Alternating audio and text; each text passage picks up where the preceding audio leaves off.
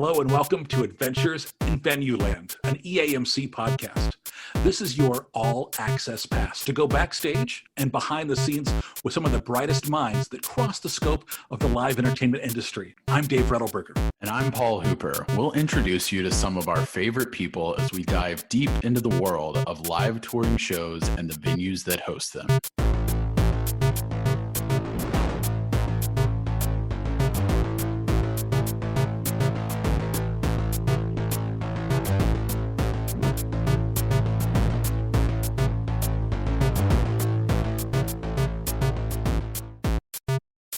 Our adventure today takes us to Orange County, Anaheim Hills. Cassie Zebisch, welcome to the show. Thanks, guys. Appreciate you having me on. When Paul and I were first talking about this podcast, you were one of the first people that I said, we have to get Cassie, because I was so excited by, in a year where there was not much to be excited about. And we're all wondering, hey, what are we going to do if the floor drops out, or how are we going to move forward?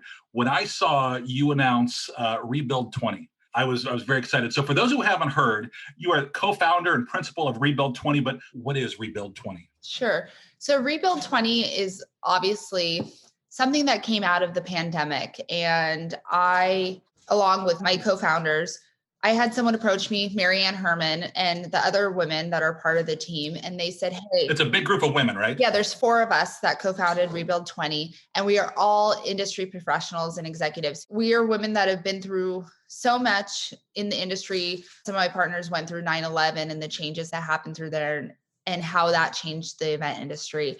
And we have a huge background. At some point, we all worked at AEG. So we really have that huge, large scale event mindset. And we realized, events are not happening right now. What are we going to do? What can we do to help get our industry back to business? And we formed Rebuild 20 as that resource to say, hey, while our events team is busy with events and operations and security and protocol and everything, you really need a COVID manager, right? You need someone who's focused just on implementing the COVID protocols, the top of mind things that you realize, but also back of house things that you don't realize, the flow of how obviously sanitation is important and, number of people you have an event, but there's so many things that go into it. And we've had such great response from the industry. Obviously, large scale events are still to come, but we've had great clients already, like Lexus. We had the Lexus drive-in event, the Lexus Culinary Cinema, where Lexus partnered with their culinary directors, Michelin star chefs, to do a 3-day event at LA Live in downtown LA. It was a rooftop drive-in event, rooftop paired with Michelin star chefs for dinner. So it was a really amazing event that we were able to do with Lexus as our partners, and everyone felt safe and you felt comfortable, and things that were implemented. When you had to go to the bathroom, you texted your place in line so you didn't have to go wait in line outside. So you get a text when you were ready to, use the restroom. That is the most 2020 thing I've heard. Right. But it's genius. It makes so much sense. Right. And, yeah. All the food was pre-ordered. And then when you got there in your car, you texted and someone brought your order to you. So it was such a great event. We've worked with so many small businesses and other types of businesses where they were just struggling to open, restaurants here in Orange County. Obviously I'm here in Los Angeles, Southern California, and the stay-at-home orders were just lifted a few days ago by our governor. And it's really hard for small businesses with this whole, we're closed, yet we're open. Okay, closed again, but no, we're going to open tomorrow. And it's just so much back and forth. It's hard. I also own a small business with my father, and it's a local neighborhood bar. We've been closed for 10 months. Our doors have been closed. It's been extremely hard and frustrating because we don't know when we're going to be able to open again. Our employees don't know when they can come back to work. And we're lucky we haven't had to shut our doors down forever, but you don't know when that day is going to come because money runs out at some point, Absolutely. Right. And so I think so many people that are listening right now have that thing where we're part of this industry and you're like, what is our future, right? So when you look at that and take that step into, starting your own business, whether it's the bar or whether it's, Rebuild 20, what kind of gives you the courage to do that? Because I think a lot of us have the ideas, but just kind of are fearful of actually taking that step.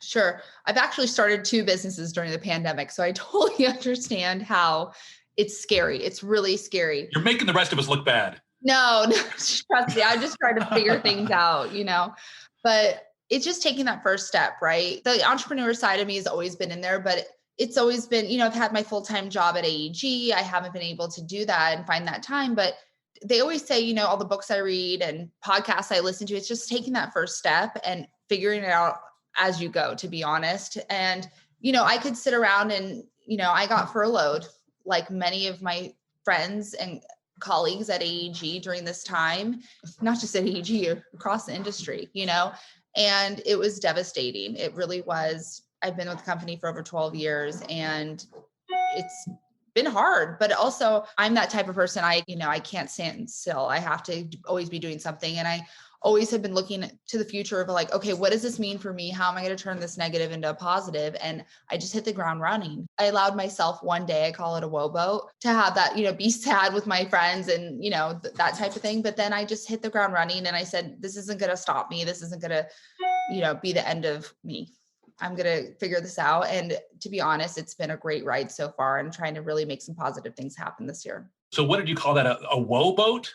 Yeah, the woe boat. One of my grad school professors, he always talked about it. We were young, spry, so excited about, getting that internship or getting that new job. And, where there was always so many people going for, entry-level jobs. And he always talked about the woe boat. Like, look, you guys are starting, you're not always going to get that role. Have your woe boat, have your 24 hours, your 48 hours of like, you're sad. I mean, I had a few margaritas when I got furloughed, to be honest, and was on the phone. But you know what?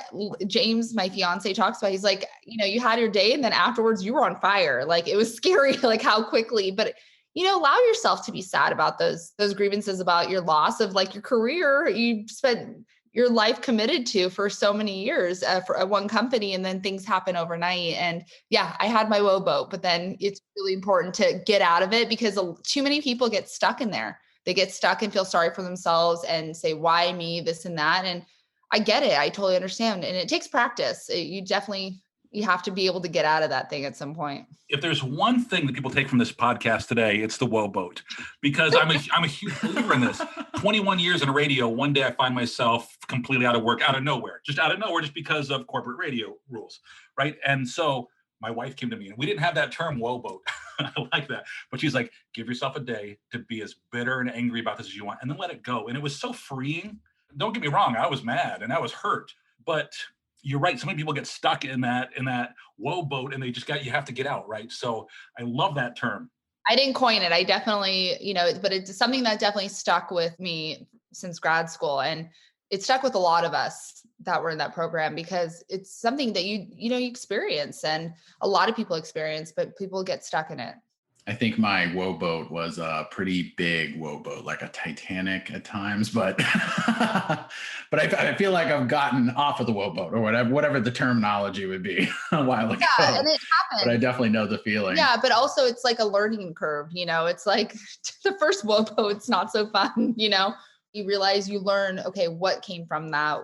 How do I take these negative lessons and turn them into a positive? And I'm all about that.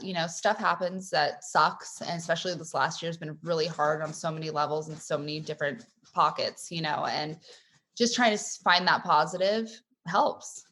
I think to that point, turning the negatives into a positive, I thought like one of the funny things you mentioned is about doing the bathroom queue lines and how it seems like such a weird thing, but I have to wonder if like things like that or even other things may stick around post-COVID. It sounds crazy, but how many times have all of us been to shows at arenas or amphitheaters and you walk by, unfortunately, usually the women's restrooms, and there's a line outside and people are missing the show, they're missing the event because they're just having to stay in this queued line. So like even that specifically, I wonder if there is some sort of thing that post-COVID we're like, we could have been doing this better the whole time and we didn't really have to think about it at that point, but now we have been forced into thinking about it and now we'll maybe come out of it for the better. Sure. One of my partners talks about a lot about 9/11 and how things were drastically changed as far as security measures and implementation,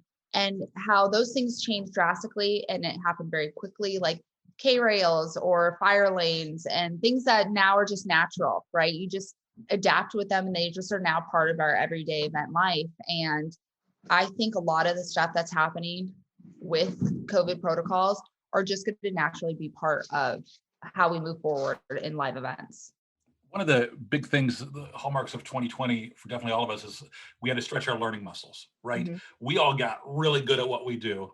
And then all of a sudden you've got to reimagine and reinvent. And obviously you did that with Rebuild 20. One of my favorite questions I like to ask is, I think you launched in July of 2020. So if you go back to where you kind of thought you were going to be and kind of, or what you were going to do and kind of how it evolved right now, what would you tell yourself then? And where is Rebuild 20 here in 21? Sure. So obviously Rebuild 20 was founded in the sense of we want to help large scale events come back to life and safely and get, everyone back to work. We want to, our business and our industry can really do so much. And it's really sad that it's been affected by so much. And I think honestly, by now, like everyone else, I think a lot of us thought we would be back in some form, right? We would be back in kind of, maybe smaller events, a lot more drive-ins. Some counties are allowing drive-ins, a lot aren't. And that's been tough because we've kind of pivoted from, okay, we're going to help the large scale events come back to focus a little bit more on small businesses, because until the small businesses can open successfully and not have to continue with these shutdowns, we're not going to be able to get live events and large scale events back. So we're really trying to help the small guys right now. And it's been great. Just be patient. None of us thought we'd still be here nearly a year later. And we've really tried to focus, okay, how are we going to help each sector get back? And that's kind of what we've tried to do. It's a lot, right? There's just so many aspects to cover. And I think so often it's easy to just kind of look at everything and get overwhelmed by it. Mm-hmm. It's just so many different areas to focus on. So is that kind of one of your things, is like somebody calls up and they go, hey, I don't even know where to start?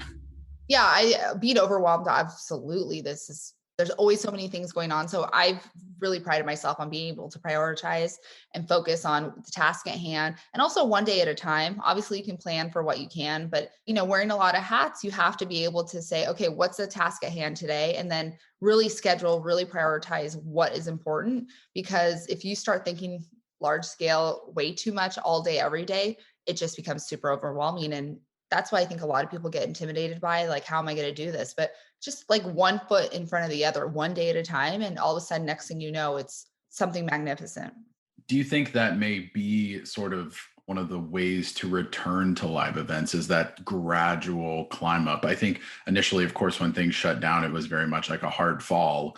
But I wonder, I'm seeing some buildings and arenas and amphitheaters start to do events, but they're starting at, 15% capacity. Everyone's required to wear a mask. Like, is it kind of like starting on that small scale, and then as a vaccine's out and that's getting distributed, do you kind of, meet those two waves to where cases start to go down, capacity can slowly increase, things can slowly change, and instead of wanting those full events back immediately, instead just start that gradual increase as things are able to? No, I think we all totally understand that it's not going to be as we knew it right away out the gate, unfortunately. And we talk about at Rebuild 20 how it's really important to make sure that our fans and our customers and our guests all feel safe.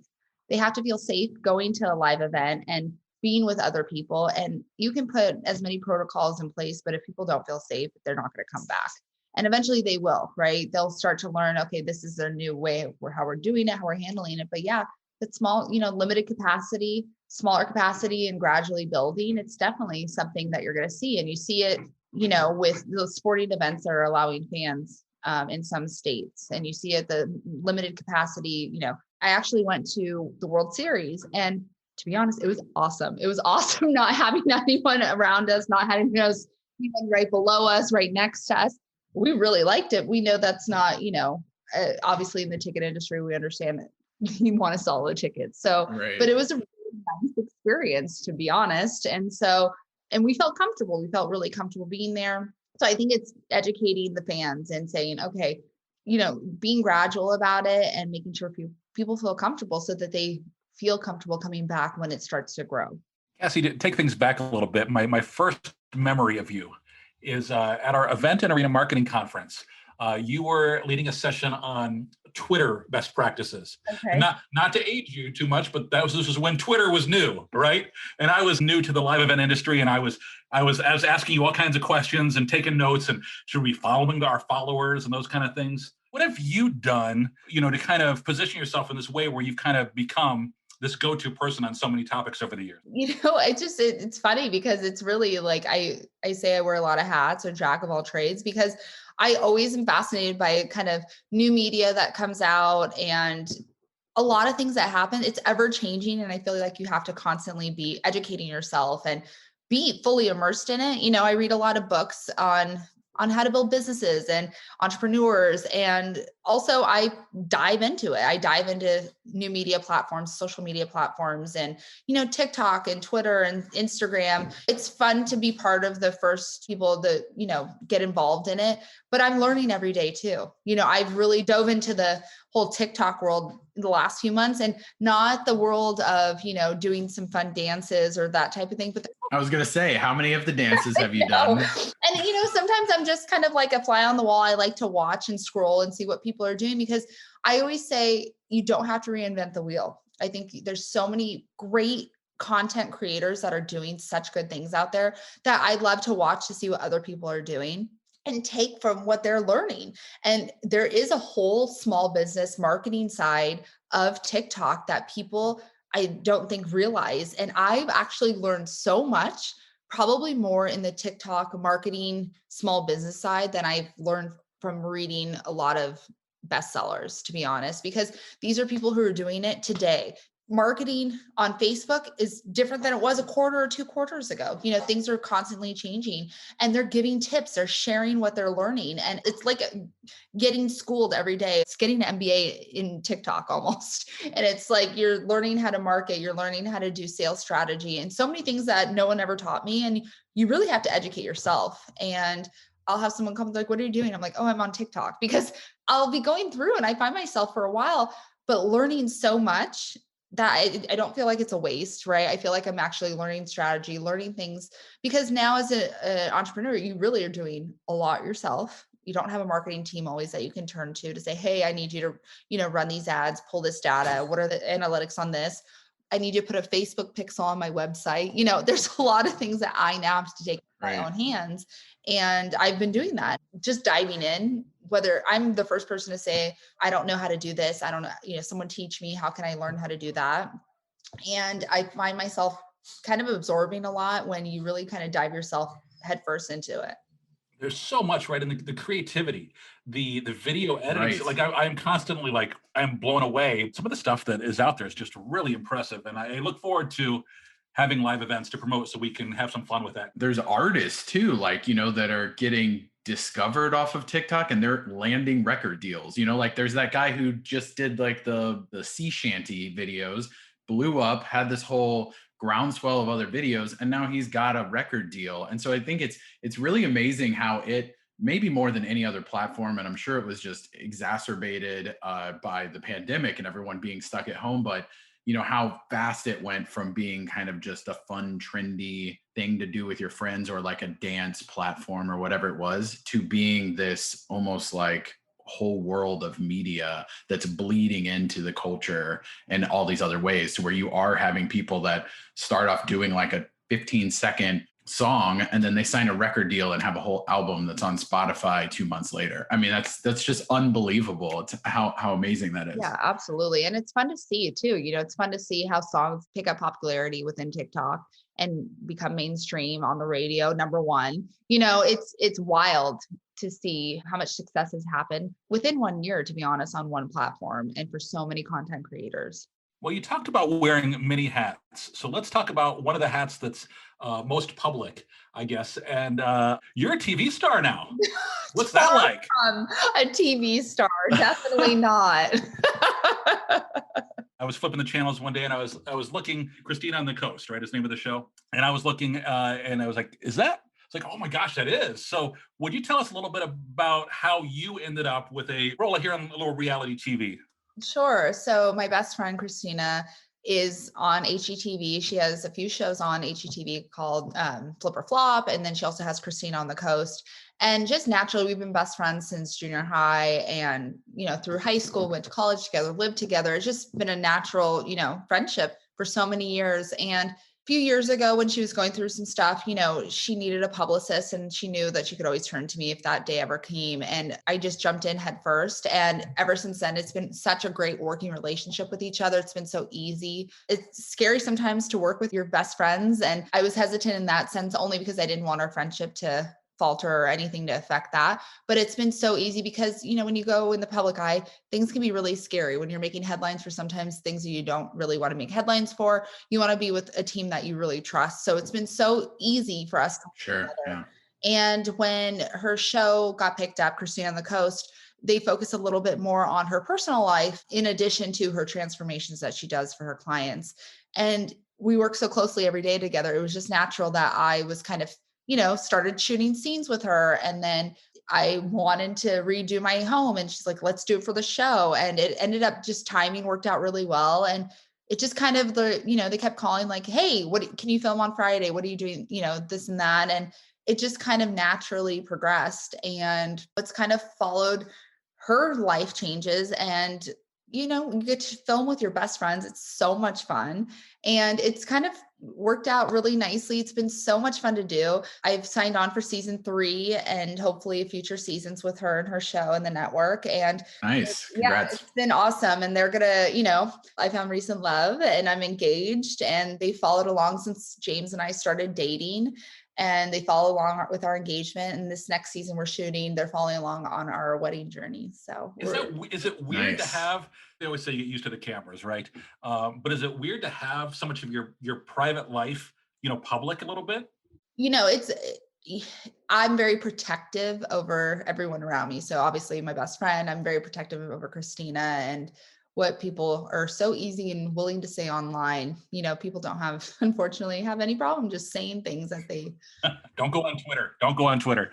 Right. Exactly. Yeah. We're all rolling our eyes right now. You can't hear it in the podcast, but That's, I'm more protective over her. And then it's interesting to start seeing, people decide that they feel like they can make comments on public Instagrams. And it's like, it stings for a second. And then you remember you're like, you don't even know this person. They're projecting their own insecurities on you. So, right. but it's not Totally. because, I've always been around cameras. I want to say working in the PR world, right? And working with media, but always on behind the cameras, obviously. And I feel like, honestly, I'm just having fun with my best friend and there's maybe someone there to watch it. And it's really, you see come across with our relationship and the fun we have on camera. So yeah, obviously it's weird when you, every now and then, someone's like, I know you. And I'm like, no, I don't, and it's super awkward to be like, do you watch TV? Like, and then it's like, that's where, and that I'm still having a little bit of, awkwardness with, but it's Are really. you on Cameo yet? Can I book a cameo with you? Yeah,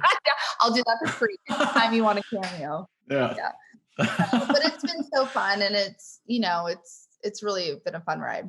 Because we're not about the drama. We're not Real Housewives of Orange County. There's no drama or fighting. We don't do that. I don't know who does that with their real friends. Right. I know. That's not. I feel like so much of that is just staged though. And maybe that's a good thing is that with this, it's just like you said, it's like having a camera in the room with a friendship. And I'm sure you also have the ability to curate it some, it's not like if you're having a certain moment, you're going to invite the cameras in, you still have a private life, but you're able to kind of showcase your friendship. Yeah. And I think that's why a lot of people really enjoy the show because, Christina's a real person and has real life issues and goes through it in a very public eye. And I think a lot of families relate to her because it's a really real thing to go through divorce and separation and sharing your kids, et cetera. But I think she's done it in a really great way and been really honest about it and transparent about it. So it's been fun. You mentioned how you guys became friends in junior high, but so let's take it back there. Let's go back to 14-year-old Cassie. And is this kind of where you kind of thought your life would be headed in this direction?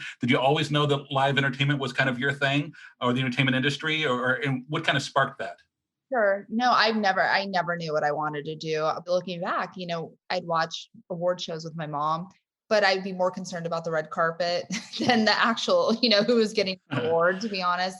and seeing all that and the excitement. I was raised by a single mom, an independent woman who raised me on her own and always taught me to be independent, make my own money, go for what I wanted to do, always supported my dreams. My mom, I laugh and I think a lot of us, it's like, our parents are always confused of what we do. And my dad always would tell people I run Staples Center. Dad, I don't do that. And if Lisa, I haven't heard that I run Staples Center and you're telling people like, no, it's just funny things like that. It's such a special industry that we're all a part of, that we work with such great people every day and really special events. And I've been able to be part of it. And my path was a little different than other people, but I was, a college athlete and water polo, right? Wasn't it water polo? I played water polo at San Diego State and I loved it, but I wasn't able to do internships. And I, as a Division I athlete, you're focused on school, you're focused on your sport. There's not a lot of extra time.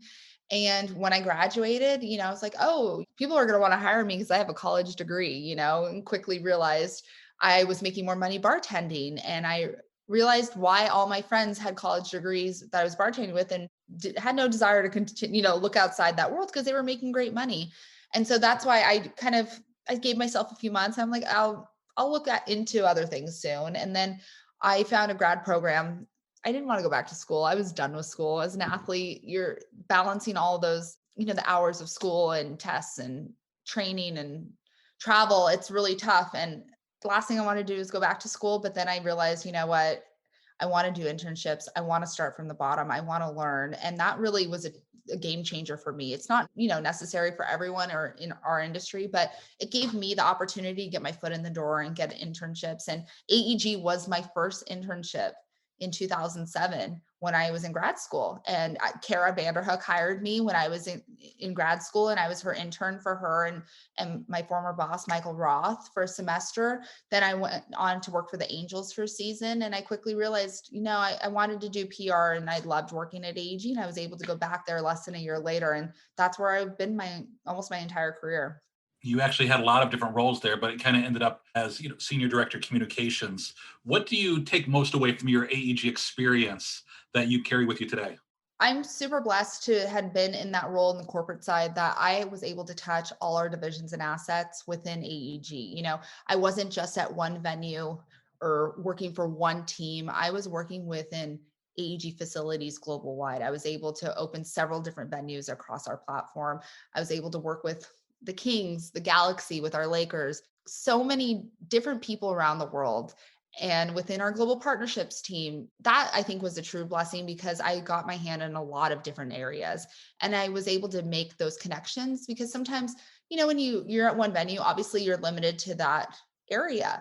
And being in the corporate side, I was able to work with so many people during my time and kind of learn how our business was done across all platforms and really get the big picture. I always pride myself that I was able to see how it all worked together, because it can be very overwhelming and, know who to reach out to in which division, or if someone needs a help, in London needs help reaching out to someone in another arena across the country. And to be able to be that connector has always been nice, to be that go-to person of, I need numbers of how did our venues do in Europe Q3, or what's going on with the Kings this season. It's always been nice to be that go-to person. And it's always been fun because I feel like I've always had that connection with so many people. And that's always been a blessing that I've had, I feel, within AEG.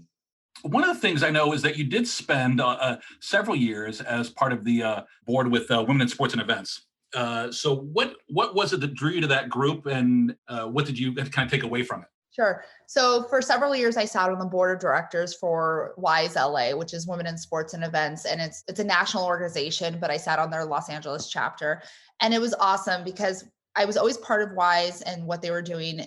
They're great. You probably have a local WISE chapter within your community. They're all over the country. And it's so awesome to have those like-minded women really supporting each other, looking out for each other, seeing how they can help each other within the industry. And it's awesome to see how people are doing great things within our community. And it's not just about your role and your title or, I want to work for the Lakers, I want to work for the Dodgers. It's really seeing what great women are doing across the country. And if there's anything I can do to help anyone, women, people breaking into the field, I do informational interviews all the time with people how did you get there? How did, I want to do this. What's it like? And I really felt that connection with wanting to give back. And that was so awesome. And we held monthly events and, networking events and social gatherings, and really helped people, get jobs, not just, these aren't just little parties where, cocktail hour. It was real network marketing events and roundtables, speed dating in the sense of speed interviewing lessons, mentoring sessions. I was part of the mentoring program. And so those are the things that I think we need to help everyone out with, not just women. We had men who were part of our program too. And it's having those champions. We need men to be our champions in this business, because there's a lot of them that are at the top that we want to bring the women with them, up to the top. So it was a really great experience. And I highly recommend anyone to become a member of WISE. So again, another one of the hats I want to touch on. I heard that in addition to everything else you're doing, you're also doing some kind of food line or something with a jam. There's this jam I'm hearing about. Give me the scoop on this. I see these photos and videos on your Instagram, and I'm a little bit of a foodie. Oh my gosh, she's showing it to us right now. I'm a little bit of a foodie, and I see it, and it just makes my mouth drool the entire time. It's just like, oh my gosh, it sounds amazing. So good. Please tell us about it. Yeah. So like I said, I've always wanted that entrepreneur side of me. I've always loved. I worked for Christina I've worked for her for several years, even while I was at AEG. I always did it on the side. And I love that part of it. I loved being in charge over a lot of aspects that when you have a role in corporate office, there's someone else doing those types of things. And I really had spent years thinking, what can I launch? What is it? What field, what product? I have a lot of great friends that are entrepreneurs who have makeup lines and clothing lines and do really great things. And during the pandemic, my fiance's a chef in Los Angeles, and, with everyone shutting down, everyone scrambling, trying to figure out, like, what does this mean for us? Thankfully, his restaurant is completely outdoors. So they've had the best shot at having success during this time. And we were talking back and forth. And ever since we met, I'm the chef at home. He's the chef at work, I like to say, because everyone's like, oh, you're engaged to a chef. You're so lucky. I'm like, I cook at home. There's occasions he cooks, but I really am the one who cooks at home, and he's definitely better than I am, but I'm not so bad in the kitchen. And, when we first met, I'm like, I just feel like we're going to do something. I don't know if it's going to be a keto cookbook or something. I always had that in the back of my mind. And when this pandemic hit, I was just thinking back and forth, and he has this dish on his menu. It's a grilled chicken sandwich. Okay. It sounds so simple, so easy, but it's their number one item on the menu. And it has his sweet pepper relish on it that he makes. And this stuff, you guys, I want to open it up and just start pouring it out, because it's so delicious. It is so good. Gosh. You can eat it on anything, literally anything. And, we call it our sweet pepper relish.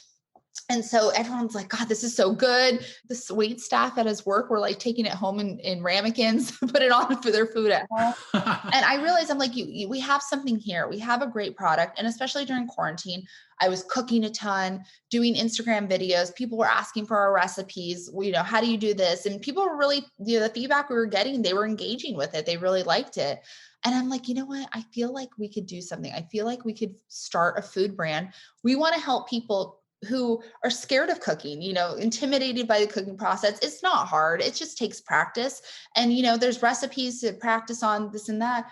And I'm like, there's things that can really elevate your cooking at home that don't have to cost a ton of money. I love the idea of starter sauces at Williams-Sonoma. They're $20 a jar. But sometimes, you don't want to spend $100 on ingredients for one dish that you're going to make and won't make again for months, right? When you're starting to buy all this right. Go into it. So that makes sense.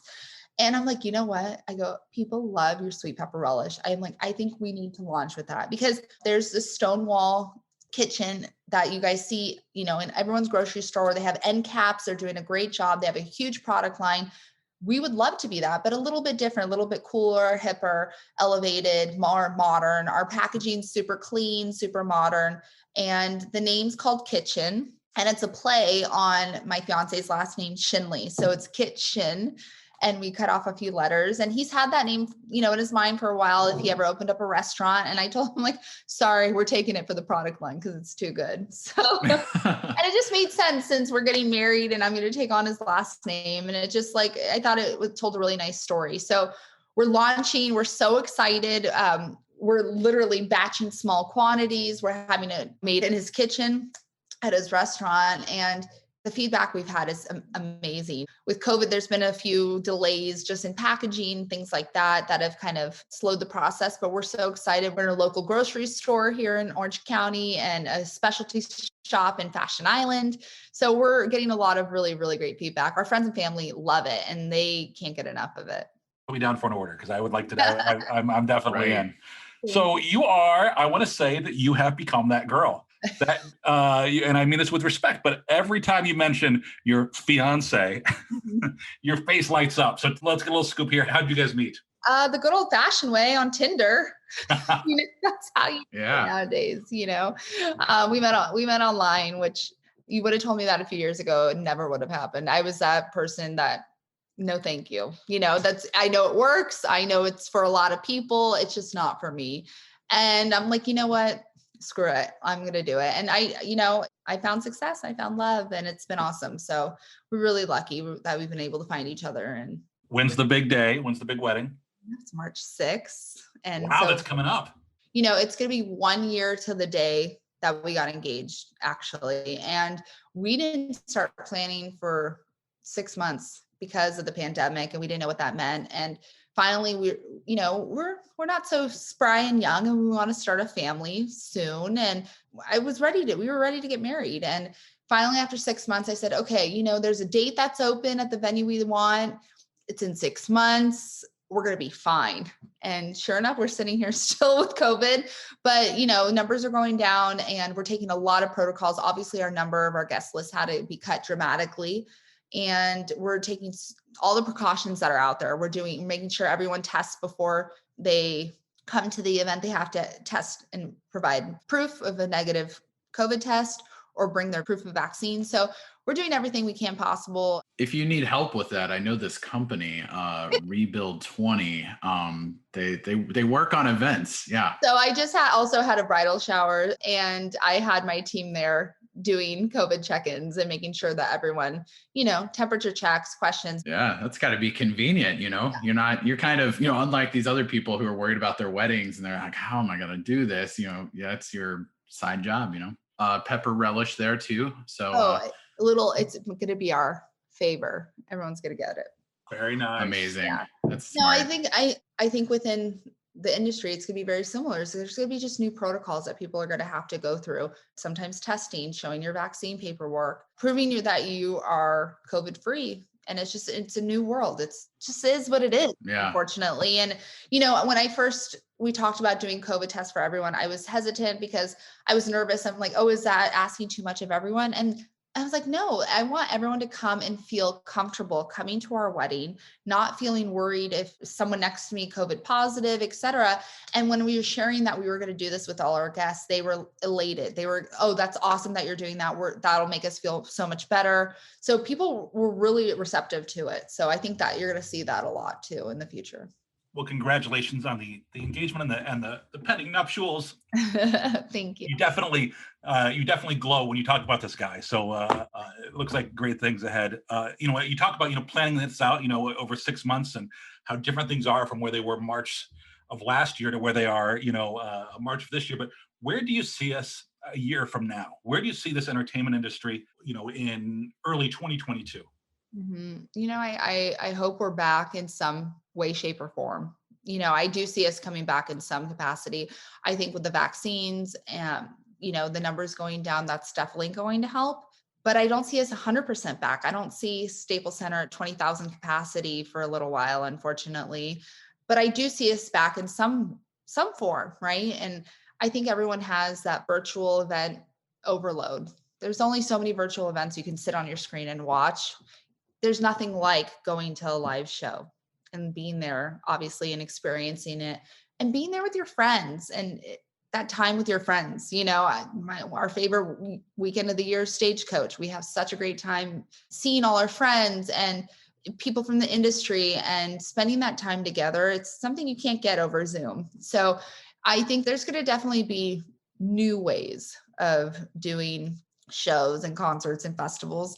And I hope that happens really soon because, I didn't think we'd be here a year from now or a year ago. I didn't think we'd be sitting in the same spot.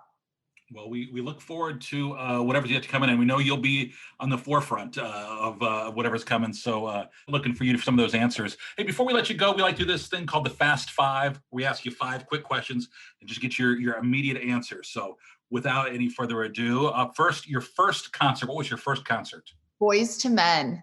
Your favorite concert? Adele. Nicest artist you've ever met? Oh my gosh. There's been a lot. It's really hard to think about that. That one's really tough. It's like picking your favorite child, right? All right, I won't put you on the spot with that one. How about the favorite venue that you haven't worked at? That I haven't worked at? Oh, wow. Gosh, that's tough. No rush. I feel like it's so long since I haven't been to a venue that it wasn't mine or wasn't an AEG facility. That's really tough. You know what? I will say I love going to new venues. I love going to new venues. We just went to the World Series, and the new stadium in Arlington was beautiful. I'm always fascinated by new stadiums, whether they're ours or not.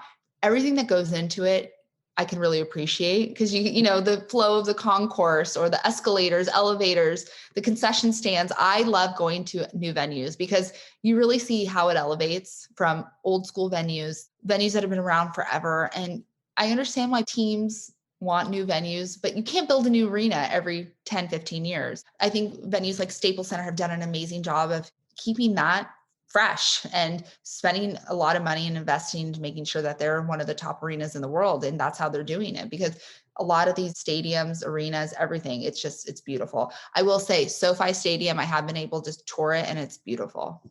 It looks great on TV. I can't wait to check it out in person.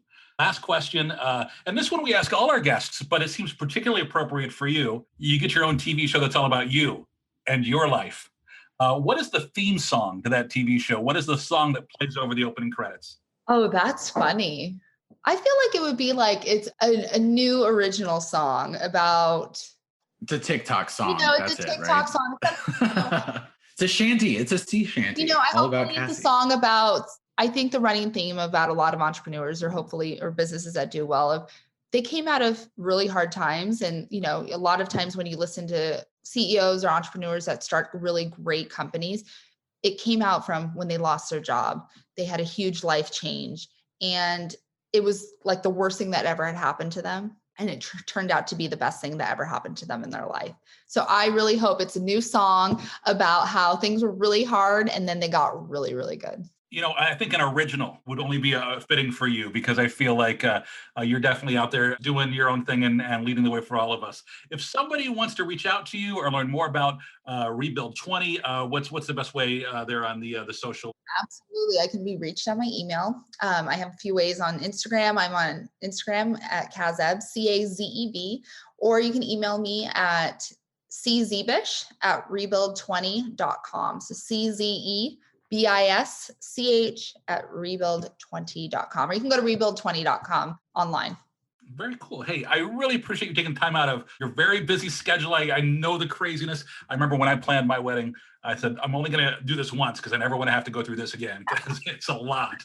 I have so many friends. This is easy. This is fine. Good. Congratulations again. And thanks again to everybody for listening to today's episode of Adventures in Venueland. Remember, you can subscribe and find more episodes wherever you listen to your favorite podcasts.